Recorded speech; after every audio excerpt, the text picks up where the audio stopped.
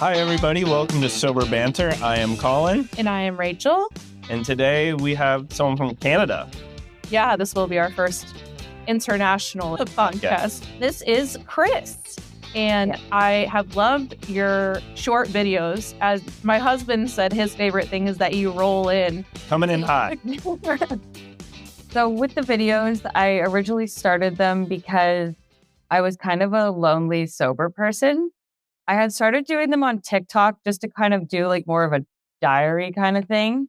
And it was actually on Halloween. I was very newly sober, like 20 days. And I live like in a hot spot downtown Toronto. So I was like, hey, I'm not ready to go out on Halloween for sure. But it was always my favorite holiday. So I was literally just like sitting in my apartment, like crying, listening. I could hear all the parties happening outside my window. I was like, I need to find more people to interact with, like who are sober and kind of focused on that. Because it's one thing to find people who don't drink, but I think finding people who are actively in recovery is a totally different conversation. So yeah, I was hoping to find some great people, and I did. This is my second time getting sober. It's been a very different experience. I mentioned in one of my videos, I learned a new word this month that's a dry drunk. And I think that's what I did last time was I went to rehab, I got out and I was like, okay, I'm all better. The joke in rehab was like, we kept saying, hey, are you cured yet? Because I'm cured. And, you don't, there's no cure, right? You have to keep working on it every day. They say, like sobriety is rented and rent is due every day. And I think that's true.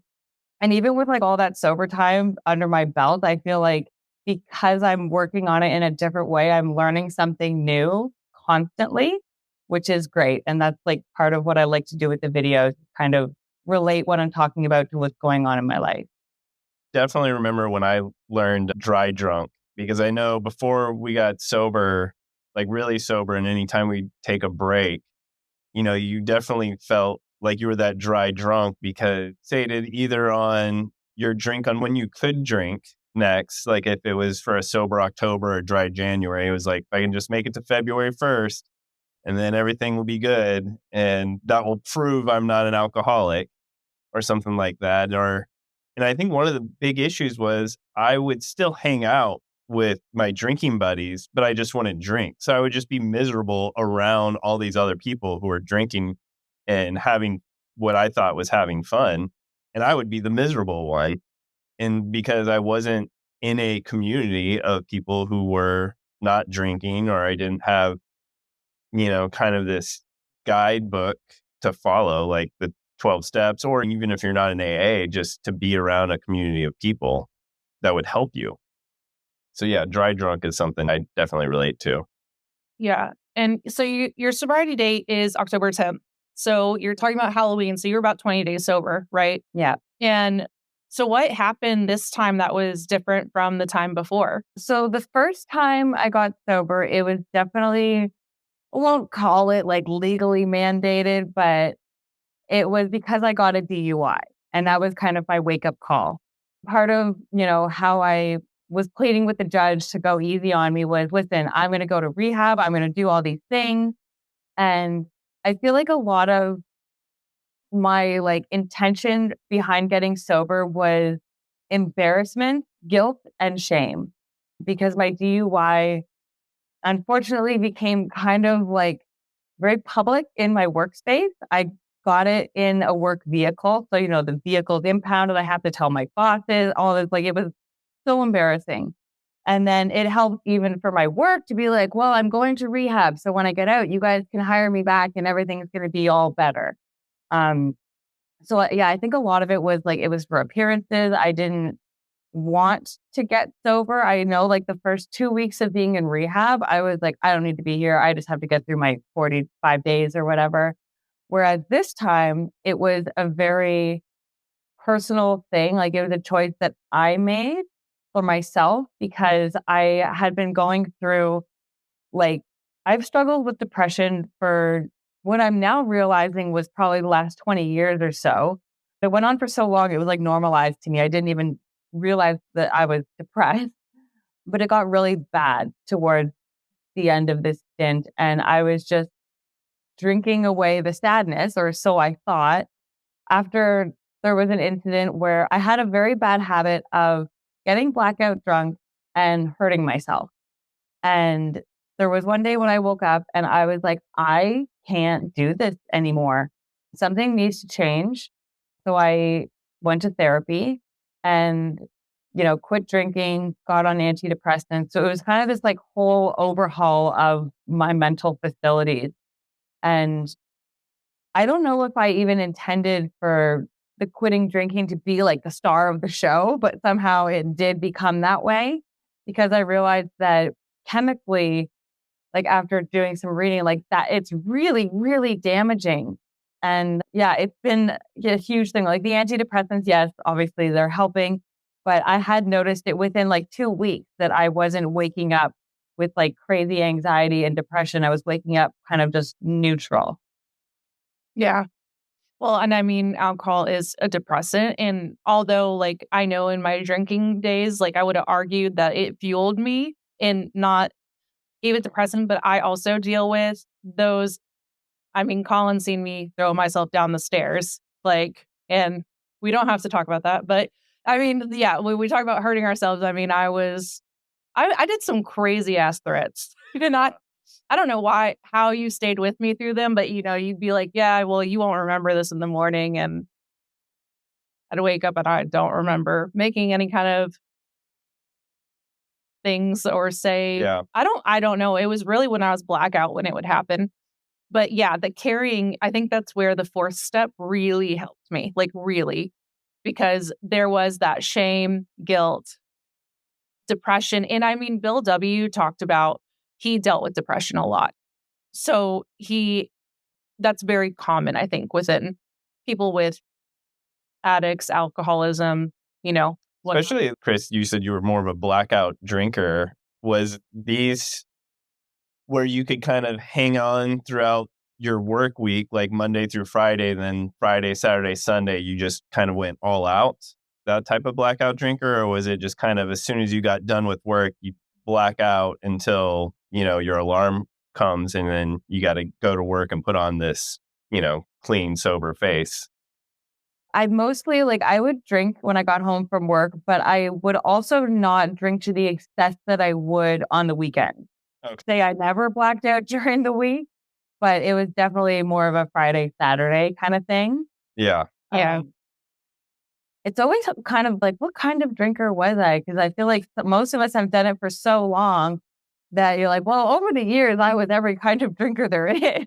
Absolutely. Yeah. And it always kind of progresses because, yeah, I would drink more on the weekends too. But then maybe there's one Tuesday, day after work, where I found like, oh, I could drink a little bit more and still go to work Wednesday and be okay. Well, then, I keep adding to it, little by little by little until I'm showing up at work not even close to 100%, and it becomes pretty obvious, even though I think I'm hiding it well. And yeah, the shit show is just growing. For sure.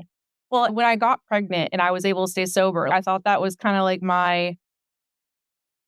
I can prove I cannot drink for a certain amount of time. But the only reason I wasn't drinking was because I was pregnant. As soon as I had my son, it was back to wheels off. And I don't know if you felt the same after taking a year and a half off.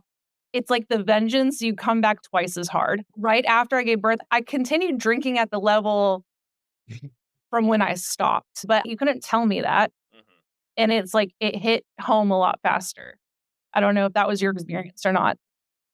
The first day I drank when I relapsed, I puked. I drank until I puked that very first night. Like I did not intend to, but I was used to being able to drink a whole bottle of wine, no problem. And basically, I attempted to do that. I don't think I set out to do that. I was going to just have one. My first time back at it, I puked red wine all over this beautiful white bathroom at an Airbnb. What, an Airbnb? Yes. The bottle was actually a gift from the host. Oh, no. Not knowing, obviously. So I was like, oh, it's like a sign, right? Not to. Do they still Right. have the bottle now as a gift? They probably are like, maybe white wine is. But going back to the kind of like way the drinking can, you do a little more and a little more over the course of the week. I remember, so when I was back off the wagon, I still had a breathalyzer on my car. And yeah, I was very aware, of the rules of this thing and how sensitive it was. And I was out of town for a job and I had a lot to drink the night before. I think I was drinking wine. I do remember the extra bad taste. I woke up for work and when I felt okay, but a little bit of a headache, like, oh shit, I should have had like one less last night. But when I got into my car, I couldn't get my car running because I kept failing the breath test. Oh no. How many failures do you get? I think you get 3. Yeah. And He's then had it like one turns off. Yeah. Okay. So, and then it's like half a day or something until you can do it again. So I did the one and I was like, oh my God. So I called my guys. Luckily, I'm the boss. So, for me to be like, you guys go on, I just have some things to do. So, I gave myself an hour, brushed my teeth, ate as much as I could, went back in, failed it again, had to call one of my guys, be like, you got to pick me up. My car is broken. Like, I need, someone has to come fix it. And that should have been another wake up call, right? But it's like, we have this like weird, it's addiction. It's an illness in a way, right? Yeah, because I had a breathalyzer in my car for a year, and us addicts always try to outsmart, everything we can do. And I don't know if you've ever heard this story, but I remember, I just couldn't hold off. But I went to go visit a friend at his apartment, and it was like maybe a 12-minute drive. And sometimes the breathalyzer would go off in the middle of the drive. So when I drove to his place, it went off in the middle of the drive. And so I blew to, prove that I was still sober. And I got to his house and I was like, okay, if they're not going to drink, I can drink. They can blow into it. And since it already went off in the middle of the drive, it's not going to go off in the middle of the drive when I drive back home. And so I thought I'd outsmarted it, the breathalyzer. And sure enough, on the way home, because I got one of them to blow into the breathalyzer so I could start my car, because I had 2 or 3 beers there because, I couldn't like just wait 2 hours or whatever. And so on the way home, it went off and I had a panic and I realized I'm not going to be able to make it home to where my roommate is to where they could blow in it. So I called my roommate at the time. She and a friend met me at like a grocery store parking lot halfway in between where I was and where my uh, townhouse was, so they could blow into the breathalyzer so it would appear that I was still sober. And I don't know if you have the best friends of the world or the worst, most wild friends in the world. well, I was surprised that they weren't also drunk or drinking at the time too. So I think that also helps when you have friends that are also more stoner based instead of drinking based. So I wasn't too worried of that. I was like, well, they might just be a little high, but breathalyzer's not going to catch that. So, yeah. So that was a really, intense story that I was able to walk around and the judge or nobody found out about that one. But just for some reason, there's weird things you do to try to outsmart or trick your breathalyzer. And yeah. But you were the one who had the problem saying you were alcoholic when we got sober. Yeah. But I don't have any stories like that. No. And this was 22-year-old Colin. But I know I'm an alcoholic. I mean, I know it would have been a matter of time before I got pulled over. Like, I mean, I know the way I drank was alcoholically. Like, I didn't. Yeah, you flirted pretty dangerously with that so dangerously.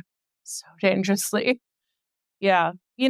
I lived through your experience on that. Yeah. And a good note, too, is it's just because you don't have the same stories like me saying, oh, I never had a DUI and had the breathalyzer things, like that doesn't make me any less of an alcoholic. It's just if I were to relapse, I know I'd probably get caught that day because it's only a matter of time until I would have hit that point. Yeah.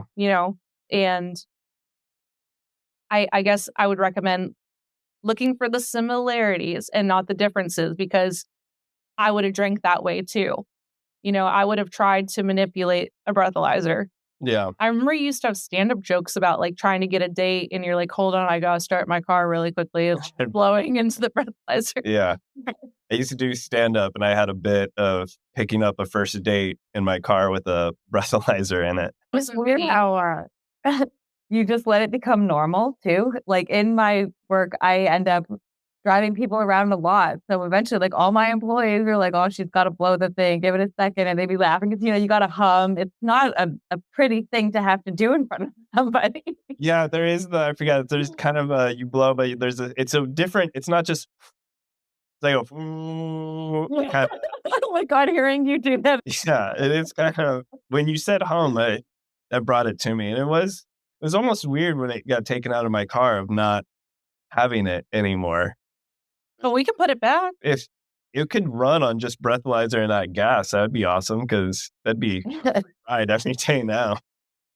Yeah, because we don't even, like, that's not well, I guess maybe it'd be a little bit of a nuisance, like, to have to do it just because it's having to blow into something, but it wouldn't be the added anxiety of, like, "Am I gonna be able to pass this today?" Yeah. Because that has a whole other level of not only are you doing something embarrassing, it's like, what if I blow and it doesn't work? And now it doesn't work in front of, like, people I'm, riding with or whatnot. Did you ever try to hide it from your because you said now it's kind of a joke amongst your coworkers, but like that first, did you ever think to try to hide it or use an excuse of, well, I got pulled over and I was barely over the legal limit of drinking, or to make it the sound a little better?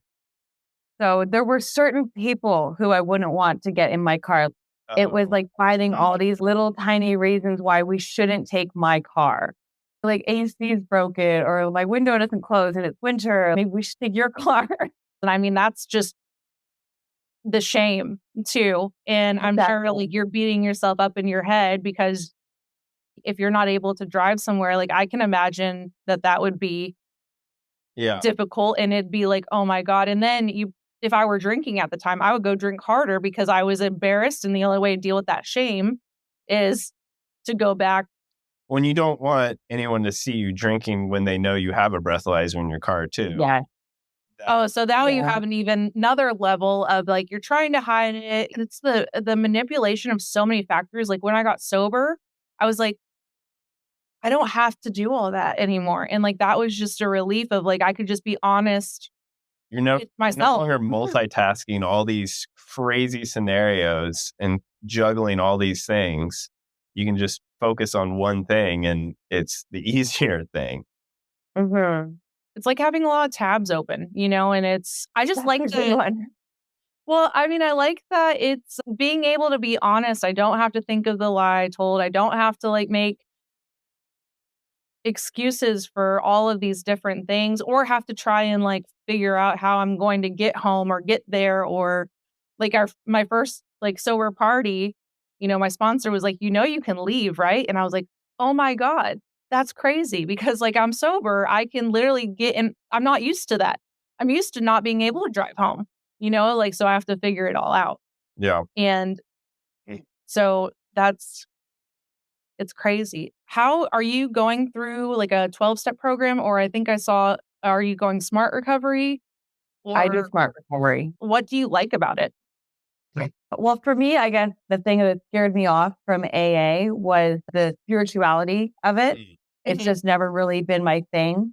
Yeah. It just felt like a lot in general, I think. And I was like, I Oh don't yeah. know. No, you're good. We don't judge. I was just curious because like maybe someone else will think, Oh, I would love to hear smart that. recovery. Yeah. What's you like Yeah. about it? Well, and that was gonna be my question was, yeah, what is worked for you the second time around? Like that first time you said you were that dry drunk. And Mhm. so this time around, obviously you found your people and you started, Yeah. your channel. I don't even know if they're like big groups or if they're small. It's actually really small. After the pandemic, everything went online. Since then, I think only 2 meetings in Toronto have gone back to real life. And I'd say on average, a big meeting for our group is maybe like 15 people. So it's pretty intimate. And we kind of just work through steps in a way, but it's more about self-regulation rather than focusing on just alcohol or whatever your drug is. There's people there who are like, I'm here for anxiety. And we'll talk about, because I think it all really is wrapped up. The things that are going to make you drink are the things that are making you anxious, right? So it kind of treats like a addiction or substance abuse or whatever it is you're overdoing it on as more of a symptom of a problem that like is going on in your head. So it's about emotional regulation and kind of problem solving for yourself in ways that are not going to be self-destructive or destructive to those around you. Yeah. Do they discriminate as far as like if you're there for like you said, there's people that go there for other things, but is it people who are there for drugs or alcohol, or do drugs or those other programs like there's NA, like Narcotics Anonymous? All in the same group. There are people in my group. There's the drug addicts. There's a guy who's addicted to video games. There's a that's like we're all just in it together. Like I can't stop doing this one thing, right? Very cool. I loved the book, The Dopamine Nation. And that book talks about all the different kinds of addictions, but the common thing that they have is you can't stop doing it. Yeah. And that's where I say, like, there are people I feel like that will even go to AA and like they hear a story like the DUI and they're like, maybe I don't need to be here. And it's like, no. You're looking at the differences, not the similarities. Did you still drink that way? Like, or do you feel that same way that like, if you were to throw a bottle in the trash can, would you go pull it back out? You know, like that's because they talk about, again, it's the feeling. The alcohol, drug, video game, it's all a symptom of how you're regulating and how you're using whatever it is. And I think there are so many ways for a substance or a habit or an addiction to hurt you that it's not even about like, do you drink every day? You don't have to drink every day for alcohol to be a bad thing in your life. Like I remember when I got to rehab, it was almost there was this like weird hierarchy of like, who is this ticket or something? And I didn't get like any respect until I told them about like a couple of times I was in jail and they were like, oh shit, okay. But I'm like, you guys, this shouldn't be a competition. And there was another girl who came in and it was the same thing you were saying for her. Like she kind of heard all these stories and she's like, well, I don't drink every day. I like can stop myself. I just black out once in a while. And then as I started to hear her stories, I'm like, girl, you're going to kill yourself. Like this is a problem. And it took her kind of a while to be like, oh yeah, I should stop this. Like, I do remember the feeling of there were a few times I was a lot like you in my early recovery. I was all about it. I wanted to share it. I wanted to kind of do the tips. And again, it kept me sober.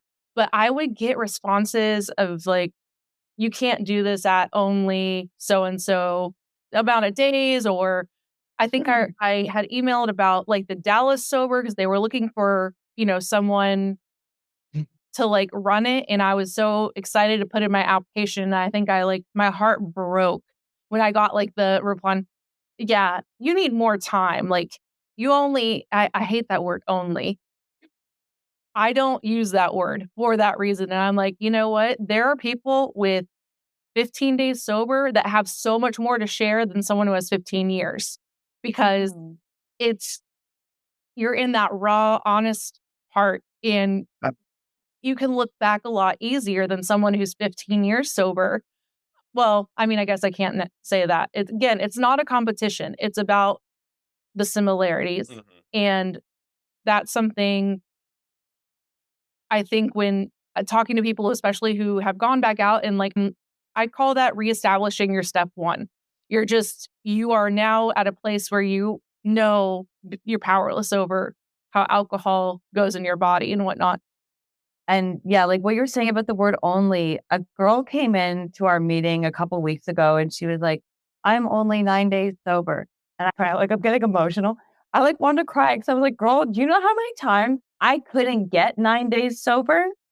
Like you should be so proud of yourself. It doesn't matter if you have 15 years or 50 days.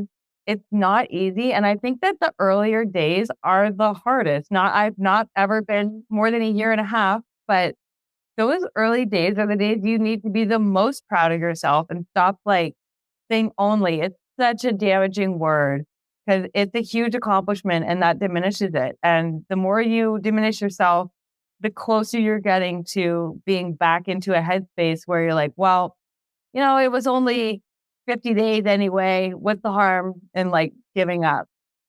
Yeah, Like, I hate that word. Hate that. It makes me so upset. And it's just like, if you have something to share, I went and looked back at my last sober October and I made it till October 4th. I made it 4 days. So yeah, 9 days would have been a huge accomplishment. I think it's because the 4th or the 5th would just happen to be a weekend. right. Yeah, I mean, there's always a rationalization of why to drink, except this time was different. Like, this was the first time we had gone to a meeting. And I think this was the first time that I actually wanted to get sober when it was, 3 years ago. Yeah. And it wasn't for a dry January or October. It was just, I couldn't do it anymore. The dry drunk is so real. And I would be so snippy, especially near the end, because like all I was waiting for was that next drink. And like, unless you're you at were the going to be that countdown. and then there was the rationalization that I remember having with Colin of like, well, at midnight, on the 31st, when it turns to the 1st, can we drink? And he's like, can you just not wait till like first? And, it's like, oh, well, we're going to drink in 12 hours anyway. Why don't we just do it now? Yeah. It's like trying to get in that, premier boarding class on Southwest. Like, I got to get right when the hour changes. Oh my God. And like have it poured already and you're just staring and you're just like, if you have done that, that would be considered just as bad of an addiction. Yeah. Because I would say the test for addiction is like, can you just get rid of it and not think about it and not care? If you are sitting there waiting for the clock to change because that was like you're hitting your goal, I would probably say that's an attitude of a dry drunk because you're waiting for your. Yeah, that's now that you bring that up, I'm having like flashbacks to the pandemic because I remember being like, all right, well, not till 5 o'clock. And then I'd be standing there at like, staring at my clock. We were like, was this ever going to change from 4:59? And then that deadline moved up like, okay, well, like 3 o'clock. And then it was noon and it was still like, Yeah. why am I waiting for this arbitrary timeline when like nothing exists right now? I totally forgot that I did that. I'm telling you, things start coming. Like even now, I still get random flashbacks of things that I'm like, oh my God, I hadn't even thought about that. I remember in the pandemic, because I was working from home and there'd be like, I'd be in the back office and I'd be like, hey, I just sent an email, and you'd be like, shot time. And it's like everything was this congratulatory, shot. Oh, I just finished a project, or I just finished an edit, and it was just shot time. Just went down for a nap. Time. And it would be throughout the day. So bad. And then I remember there were times like, oh, well, in Eastern time, it's already 5. And so like even the drinking all day. But it's like, well, it's 5 o'clock somewhere thing. And I'm like, man, that was such a damaging line to me. Vacation was another write-off of like, well, we're on vacation. Of course we can day drink. And we missed an entire vacation, basically, because we were too drunk or we were hungover and then doing hair of the dog to the point where it was just so bad. We're canceling even dinner reservations that we made. Couldn't do dinner. Too drunk to get there from day drinking. Yeah. Have you gone anywhere yet? No, and that's actually going to be the true test because I am the kind of person that I arrive at the airport intentionally like 4 hours early because the bar is always open. And I don't know what it is. I love drinking at the airport. I love drinking on the plane. I haven't actually been on vacation in a couple of years, but I travel a lot for work. So that first flight I have to get on, I'm going to live stream it maybe. I don't know, just to keep myself clean. I'm telling you, if you're like what you're saying you are, like you're sober this time and you're having good tools and self-regulation, It's going to be different. It's like going to the airport with new glasses. I remember I was so nervous the first time I went, and it wasn't, I mean, I just saw that it just didn't look fun. Like the people who looked in the bars, I was like, it didn't look like a crowd I wanted to be a part of anymore. It just looked different. Yeah. And as far we used to pack like, we would get not just the minis. We would say we wanted like the ones that's in the packaging because we wanted to have that many minis on the plane. And we would order one and then just add more Yeah. to it. I haven't thought of a time where I've flown, and we've flown a lot.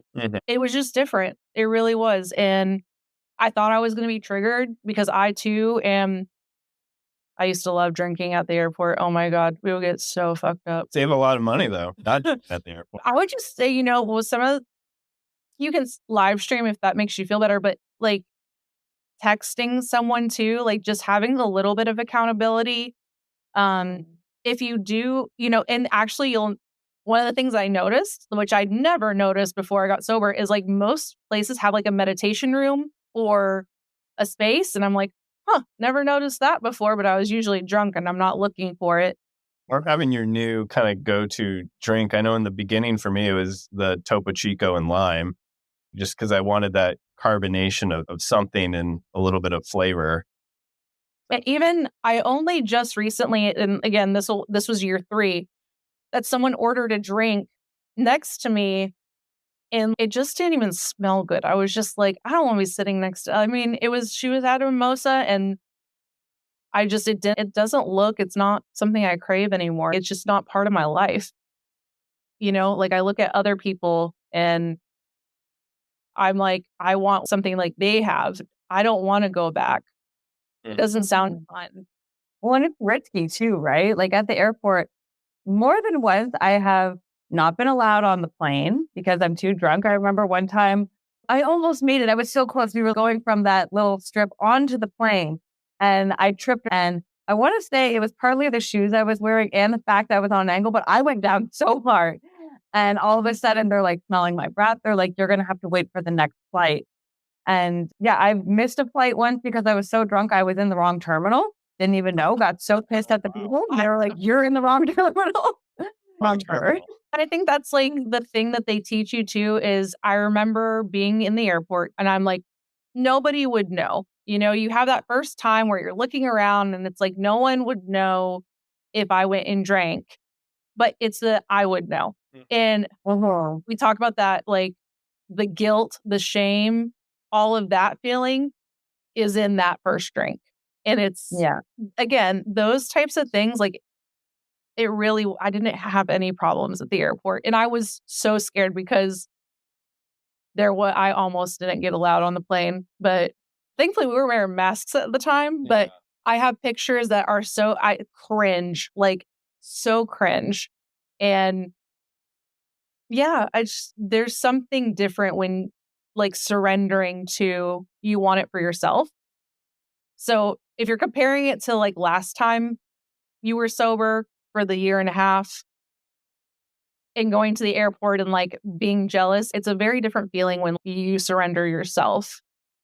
But actually, a live stream might help other people because you can talk about how you feel, but don't be surprised if you don't really feel anything because I was scared and I just didn't.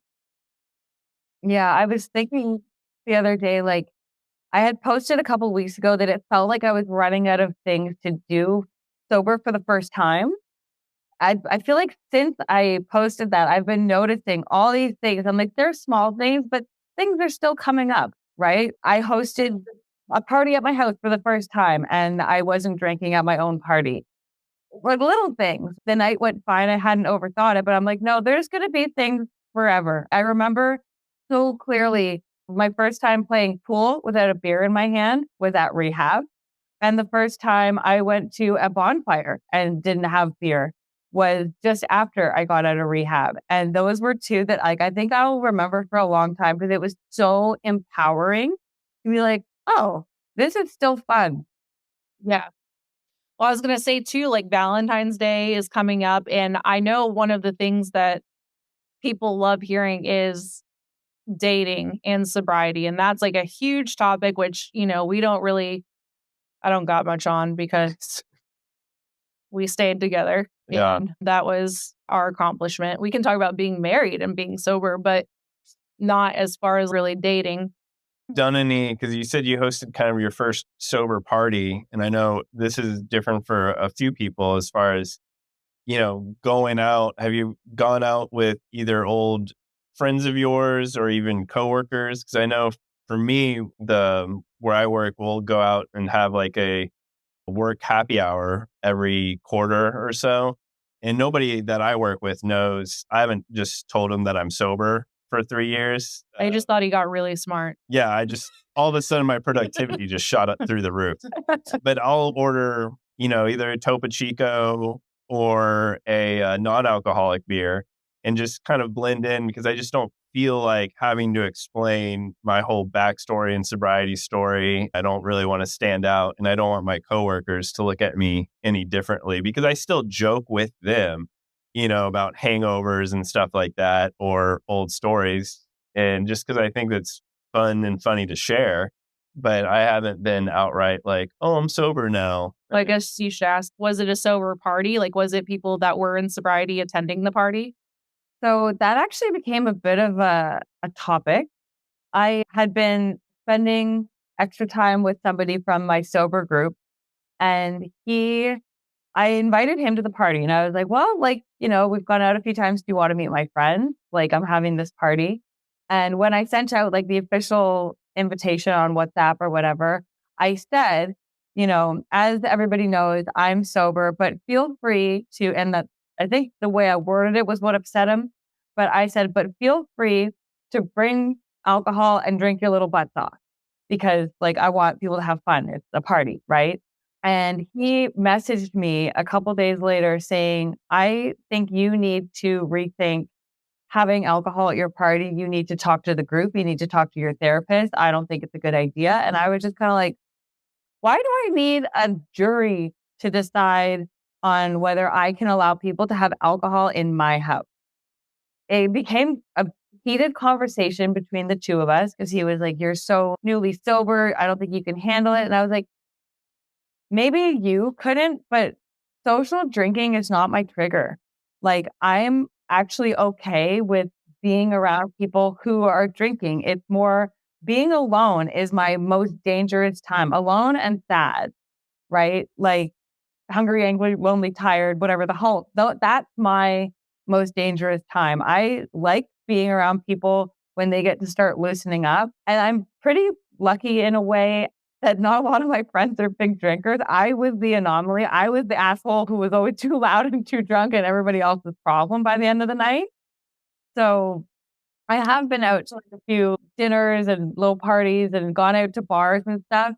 And I think it's just a relief for everybody else that I'm not drinking. And it's been eye-opening for me, because I realize that other people are not getting like crazy drunk. Like, I think when you're drunk, you feel like everybody's as drunk as you are.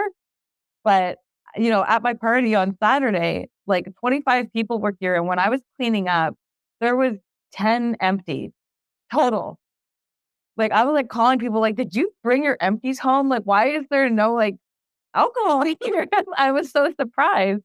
And it was like, yeah, not everybody drank. A bunch of people drove here, and there was some sober people, and the people who did drink just had like 2 or 3, I guess. And I never would have clocked that. If it was like me drinking, I would have drank my 2 bottles of wine. I would have been obnoxious and assumed that everybody was as drunk as I was.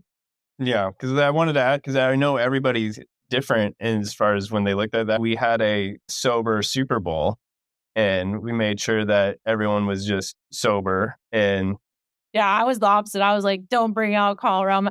It took me a while, but everyone's different.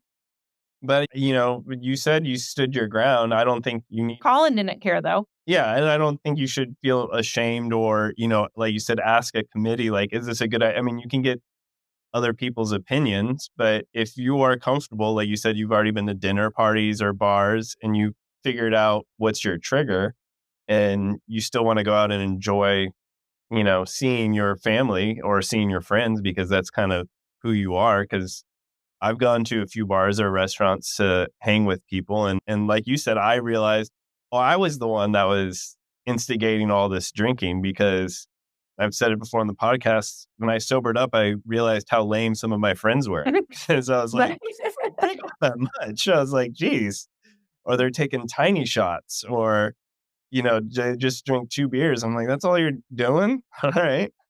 And Yeah. And if that was not a problem for you, again, the airport, like I did not want to touch empty alcohol. Like I did not want to have to clean it up. I did not want it in the house. Like it took me a while to come to the terms of I was mad at alcohol for a while. Like it was on my resentments, of thinking that alcohol destroyed my life. Yeah. Alcohol is the reason I had no job. Alcohol, and it's not true. I was the reason I didn't have, it's but a symptom, like you said, is what we realized. We couldn't even listen to music that had alcohol. Oh my God. Can you? I just thought it was fun. You took a little bit longer than me, and I was so dead serious about this recovery. Like I was all in. I just don't think I didn't know how else to do it because I was so scared. I didn't even know that it'd last for forever. At 3 months, I definitely wasn't like, this is a forever thing. I think it was probably well, I don't know. It clicks when it clicks. It's just listening to the similarities and not the differences. Yeah. I remember when I first got sober, I was literally crying in rehab. I was talking to the group therapy, like we were talking, and I started crying when I realized that on my wedding day, like I'm still not married. This is, little girl's dream, but I was like, on my wedding day, I'm not going to be able to have a drink. That's not fair. And like, I literally was crying about it. Like that I had ruined my life to the point that I wouldn't be able to enjoy a glass of champagne on my wedding day. And I am so happy to say that I am not worried about that anymore. I would actually be terrified to get drunk in front of all those people while they're staring at me all day. It has been a total flip, right? Yeah, I cried that I wouldn't be able to drink at my son's wedding and I was going to be the weird mom. And again, that's like so far down. It's the just future tripping that you do when you first get. We got remarried because we only wanted to get remarried because I was pregnant at our wedding and I wanted to drink and his mom was going to pay for a full open bar. We could either go to a full trip to Denmark or have our next wedding with a full bar paid for. And we picked the bar wedding. The trip to Denmark's still on the table. What you're saying? I don't know. No, you got to call your mom for that one. But that was how important it was in my life, and that's definitely not how it is today. Yeah. There were all those little things that I know I had those thoughts and I can't remember them, but it was like, oh, I'm never going to be able to share a beer with Evan when he's 21. You were sad as you cut an orange because you were like, oh, yeah. I just realized I will never be able to have a blue moon. And I was like, dude, like, if that's what you think about when you cut oranges, that's like someone saying they smell the cinnamon candle and they're like, it smells like Fireball. And it's like, no, it's cinnamon. Like, that's just a regular flavor. Yeah. It's not Fireball. And I was like, okay. And this again is at the time where he's like not convinced. If you cut an orange and you automatically think of beer, there's something there. Yeah, man. I used to drink screwdrivers was my thing. And I was out to brunch with a bunch of my friends and I had ordered an orange juice and I drank it and I was like, there's something wrong with this orange juice. So I'm like making everybody taste it. I'm like, this has gone bad. They gave me something that's gone bad. And eventually my friend looks at me and she's like, do you think it's maybe just because there's no vodka in it? And I was like, cool. So I have now forgotten what orange juice is supposed to taste like. Yeah, no, and we just talked about that in the last, we were like, I said, I don't miss the margaritas, but again, I was probably making them wrong because I wanted a splash of mix. I wanted to taste all the tequila. And if I were to taste one that were made correctly, which I don't have any desire to, but I'd probably be like, this tastes weird. And again, because I wanted full alcohol. If I couldn't taste the alcohol, it wasn't strong enough.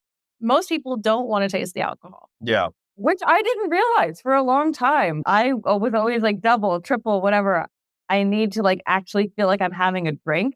And that's not, there's a reason why there's all those flavors in it, because you're not supposed to want to taste the booze. Isn't that crazy? Why wouldn't you want to taste it? Like, well, that's nuts.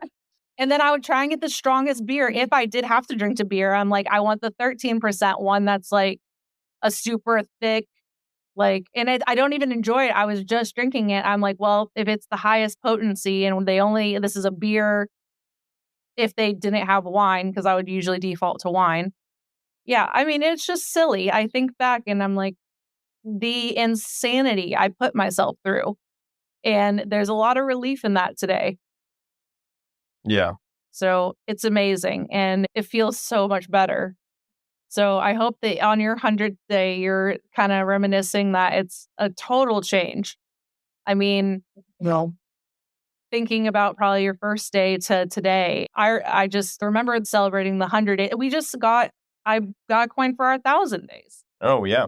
You know, I would have never thought I would have made it that far. And it's just one day at a time. Keep sharing your reel. They're awesome. I bet they're helping a ton of people. I can't imagine that they're not, because I already see all the likes and comments on them.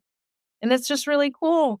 And I think you said you want to eventually start your YouTube channel, which I think you could already do now. You got all the equipment for it. Well, I'd like to get a microphone. When I did this, I was like, shit, I don't even have a microphone.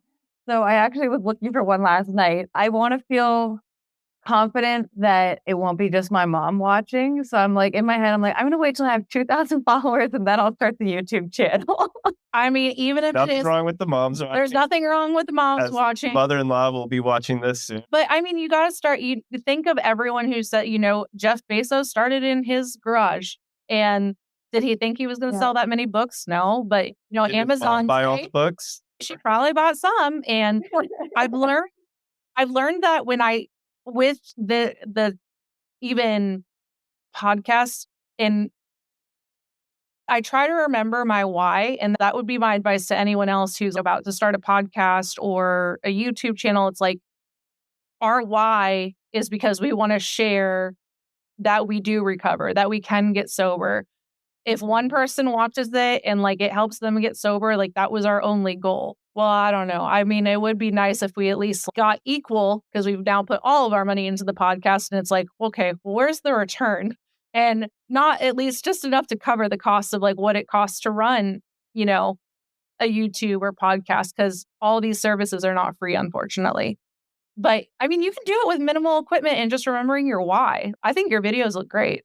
Thank you. I got a ring light for Christmas. I'm really happy about that, actually. It's like really helped with the lighting situation. I have windows all along the one side of my apartment, so I always had the spooky shadow on me, and now I don't. But yeah, the why is huge. And I, once in a while, will get like a really nice inbox message from somebody who I've never spoken to. It's always like in the request folder, right? And a few times I've had people reach out and say like, I was struggling and I was about to go to the liquor store, and because I saw your video, I'm not going there right now. I'm going to give it one more day. And like, whenever I get a little message like that, or someone saying like, I've helped in any way, it reminds me to like, stop looking at the fucking views, stop looking at the and just like keep doing this, because that's why I want to be doing it. I want to be connecting with people. That was the whole point in the beginning. And the more people I can help, the more vindication. Yeah. The better I'll feel about what I'm doing, right? I think being vulnerable is important. It is being vulnerable. And the way that I use the analytics and metrics, it's like, it kind of helps me see like what people want to hear about. So like when I'm posting about a subject, it's like, okay, what did I say in this video that like people liked so much more? Because that's probably what people want to hear. It's usually the newly sober and the funny stuff. Like, that's what people like hearing about, how we like our drinks to taste more like alcohol than, orange juice doesn't taste right. Just thought about, has the support been different or better or the same from your friends and family from the first time you went sober to now getting sober? Because you said now you're doing it for you, but has your support been different or the same or better from, your mom or friends? I think it's been a lot better, but it's not on anybody but me. It's because I'm being better and more tolerable to be around, I think. The first time I got sober, I was really pissed off at my family. I was actually like currently not speaking to a lot of them. I was very isolated from my friends. I didn't feel comfortable being around alcohol because I wanted it so bad. And I was like white knuckling every day. And so I almost like had like destroyed my own support system. And now because I do interact with the world and I do go to family dinner, people can be there for me. I think letting people in has been a huge part of this as well, and being open about it, and yeah, letting people see that like I am doing better. And I think like one thing that comes up constantly is people tell me I'm glowing, and like thank God I haven't had sex in a while, or I'd be like so stressed I was pregnant. But yeah, hearing that word over and over and over again, I'm like, something from the inside is coming out. It's not like my skincare routine. It's like it's my soul. And I think that makes it easier to connect with people too. If you look at your eyes in old pictures, like that was a big one for me, that it's like the glow of your clear eyes. And I mean, obviously not putting alcohol in your body, it will help, like just naturally you're not putting a poison in your body. So your skin does start like, but there is a certain glow about when you're like, again, you're not thinking of all those other things like, oh my God, how am I going to drive home? You're not having to think of all that stuff. All you're thinking about is the moment you're in, and that is a glow because you're comfortable in your own skin. And I think people can see like when you're not comfortable in your skin, especially if you're like, I think you're similar more to me. You can definitely, I'm in it. You can feel my mood. Make myself known. Even when I try not to now, it's just still, I'm outspoken. I voice my opinion. I don't really hold back, so those kinds of things, people can feel the glow because it's cool to be around someone who's comfortable and authentic and they know what they're doing is something that they love doing, that you're being happy. You're treating your body the way you want it. Mm-hmm. Alcohol it's a crazy disease. And it's so bad for so many parts of you. Is like really what I'm coming to realize is like I was always so tired, so irritable, like nothing was regulating itself in my body the way it was supposed to. Like I was relying on a million different drugs at all times that were none of them were prescribed by anybody either, right? It's like you're figuring out a way like, okay, I need the sleeping pills, I need the booze, I need the weed for my anxiety, I need to have the coffee because I stayed up too late. And it becomes this like horrible cocktail. And now I can just be like, okay, I'm going to go to bed because I'm tired because I woke up on time today. And then tomorrow I'll wake up on time. And, I drank my water, so I'm feeling fine. And yeah, it's really kind of a cool feeling after, drinking for essentially now what's most of my life, to just being a healthy person. Be like, oh, so my body can just, do this on its own. Yeah, it's amazing. And that's, it's only going to get better and better. At least it did for me, or at least it's cool that it's one day at a time, that it's like, okay, if today was a hard day, I just got to make it to bed. And, knowing that I'm going to sleep well without having to sleep was something that was amazing because I always had trouble sleeping drinking. And I'm like, oh yeah, I can make it till I hit my bed tonight and I can wake up tomorrow and it's a new day. If you're creating even content, it's another reason of like, oh yeah, well, I want to stay sober because I want to keep doing that. And it's the accountability, regulation, like everything you're saying. I also think it's cool, and I'm sure when we do get sober, you find out you have these kind of hidden skills or passions that you didn't know you have. And I think yours is this new content creating. You're really good at social media and wanting to do YouTube. Because one thing I do like to ask people who are newly sober is if they've picked up a new hobby, or either going to the gym more, playing a certain sport, or they're doing some sort of arts and crafts, whether it's painting or music. And I think for us, and you especially, it's podcasting. Well, that came at way later. I know, but you did find this kind of secret passion you didn't know you had. Yeah. I kind of fell back on playing tennis because that was something I grew up doing. And it was something I always associated not drinking with. And it was like, oh, I can go back to this old childhood passion that I had that, I didn't associate with drinking. So it kind of brought back this childhood fun for me to be able to go back and do and enjoy. And then you figured out, like, Have or you do you found have something else? something else that you like to do or that you started doing? Well, I think bringing up the childhood thing is huge because a lot of things that I did when I was a kid have become fun again. Like Mm. I was a huge bookworm and I'm now like blowing through books like I used to. I was really athletic and now I'm back into running and I haven't missed a day at the gym in like 70 something days. And yeah, it's like you fill your time with things that you're like, oh, I used to like doing this. I wonder if I still do. And it's just as fun. Yeah, Um, because you were not and the content hungover creating. anymore.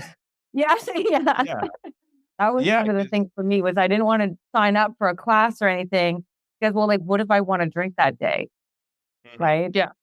exactly. And then Rachel even said you started reading more. That was when because when we were drunk, you didn't want to read. It was You too hard can't. to look at all those words. It's They like triple lines. I could see triple, like, and I was like, this is good. So no.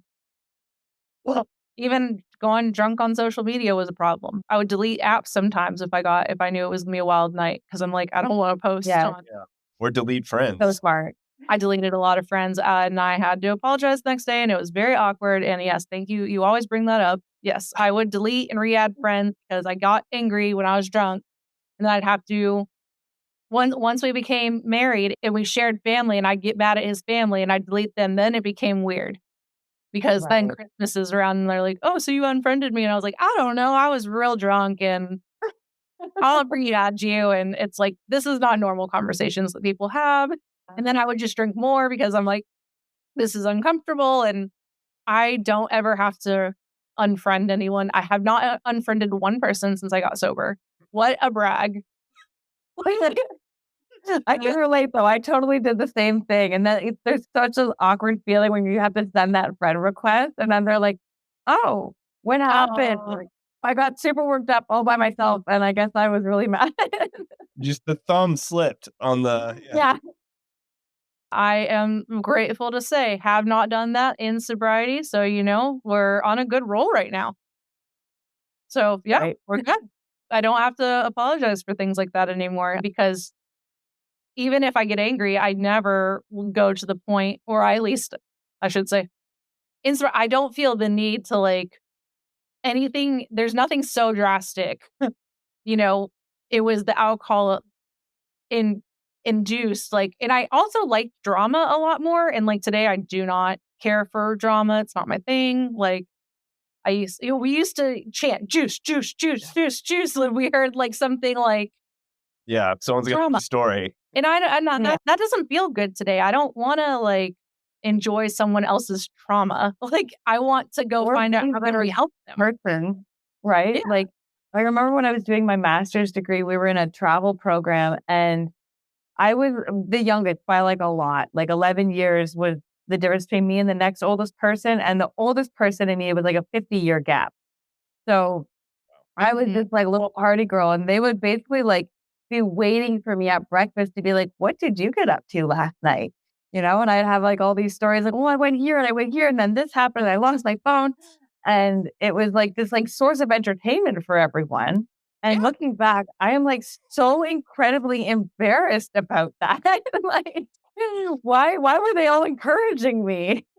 Well, again, those are things that you just see when we look back and we're like, well, I don't have to do it again. There's going to be someone who wants to ask you a question when you start your YouTube channel, like, hey, I'm going through that. And you'll be like, oh, girl, I've been there too. Like, Yeah. and I didn't have a filter. I would tell really uncomfortable stories and to where they're like, Rachel, you need to go home. Like, no filter. No, Yeah. no business talking about that. Again, that honest feeling in my heart is like, if I do something out of that, I am immediately wanting to fix it. Like it doesn't feel good. Right. So, and it sounds like that's where you're at too. So, well, keep in touch and I'm going to post your Instagram in the show notes below. Is there anything else you want me to add? Or I think I have everything from what you filled out Yeah. as far as how people can reach out. And I'm going to make clips of this and I will send you the whole video as well. So That way you can make clips if you'd like. Be on the lookout for your YouTube channel. Yeah. That's exciting. Yeah, I haven't done a live yet in a while, but I have to remind myself, like, just why am I doing this? And the why helps on the hard days, like where I don't feel like making a podcast or talking about it. And I'm like, who am I talking to? Well, I'm talking to the Rachel that didn't think sobriety was possible. That's who I'm doing this for. I'm doing this because I saw other people on TikTok that were sober, and I would go delete, undelete, and then follow and unfollow, because when I was drunk, I'd unfollow and get mad. That's so funny that you bring that up. I actually this morning was like, because I'm like just inching on 1,400 followers, and I'm like so close, and then like 2 people unfollow me. And like last night, between like midnight and this morning, I lost like 3 followers, and I was like, I get so hurt, right? Because I'm watching those numbers, and I'm like, maybe they just decided they were going to drink, not about me. And it's true, but also there's so many bots now that I got told by someone that they're like on this bot thing. So if you're losing people, it might not even be a real person. And so don't get your side sure. It hurt my feelings too. I'm like, we put out that we were going to do the Zoom, and like I got more unsubscribes than attenders, and I was like, oh my God. And I have to remember, I was so devastated. And I'm like, I have to remember, this is a niche, like we're talking to people that they might not be sober yet. They might be sober. They might be struggling. And I used to unfollow and follow. And it's part of what got me to be sober, so it just took what it took. I would follow, unfollow. And because she looks so happy.